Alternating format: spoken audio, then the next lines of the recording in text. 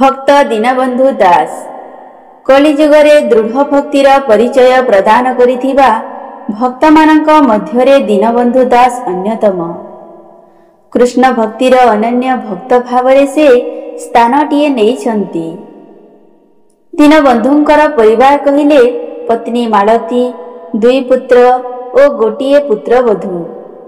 सदा सर्वदा कृष्णଙ୍କ चरण कमलरे ध्यान रखी तांकरी नाम भजन करी जीवन अतिबाहित करती।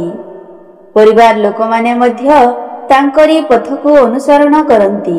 मिथ्या कपट चार ठारू दूरे रही साधु संत मानकर संग लाभ करिबा और दरिद्र असहाय मानकर सेवा करिबारे निजर जीवन को उत्सर्ग करिथांती।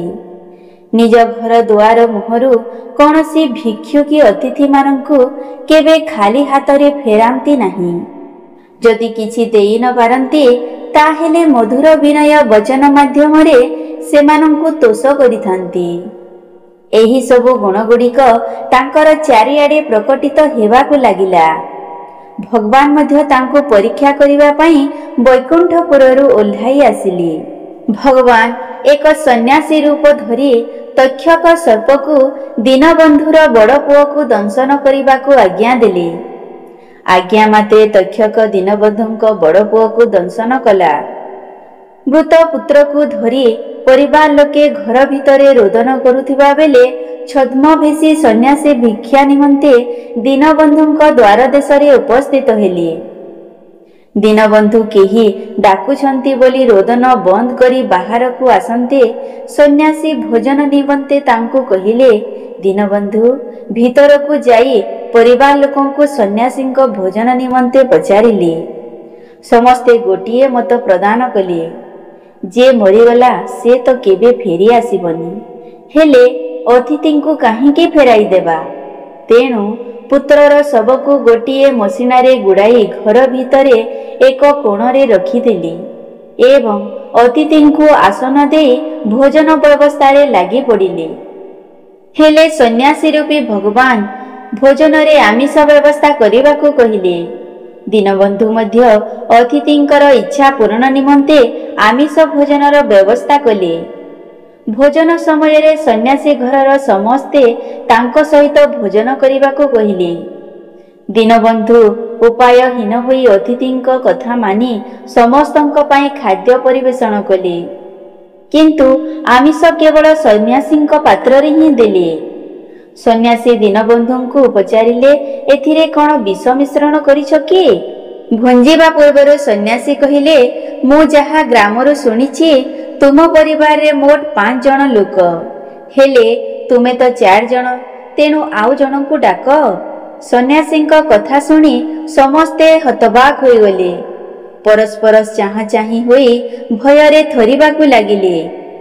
तापरे सन्यासी समस्तंकु एपरी अवस्था रे देखि पचारिले, कोन हेला तुमे माने एपरी थरुछ काहींकी? कोन हेइछि सत सत कुह। समस्ते सन्यासींक पाद तले पड़ी सबु सत कथा कहिदेले। तत्क्षणात् सन्यासी मृत पुत्रकु तांक निकटकु आनिबाकु कहि दीनबंधुंकु पचारिले, घरे मृत पुत्रकु पकाई पिता होई किपरि आमिष भोजन करिबाकु जाउथिल? दीनबंधु कहिले, हे महात्मा, गछरे जेते बेले फल धरे केते कसिरु झड़ी पड़ी, केते अधा पपरु भी झड़ंती ओ केते मध्य पाचिला परे झड़ंती। जहार जेते बेले हेला से झड़ी पड़िला, सेथिपाई अतिथि सेवा काहींकी बंद हेबो। तापरे दीनबंधुंकर पत्नींकु सन्यासी पचारिले, तुमे मां होई मृत पुत्रर शवकु पकाई किपरि आमिष भोजन करिबाकु जाउथिल? दीनबंधुंकर पत्नी कहिले, जेते बेले कुंभार तारा चक उपरे कादुओ मिंचा रखी भांड गढ़िबाकु जाए, गढ़िबा ठारू पोड़िबा भितरे केते भांगी जाए, सेही भली कुंभारर चक्री मुही, मु एथिरे कोन करि पाइबी? सबु गोविंदंक लीला।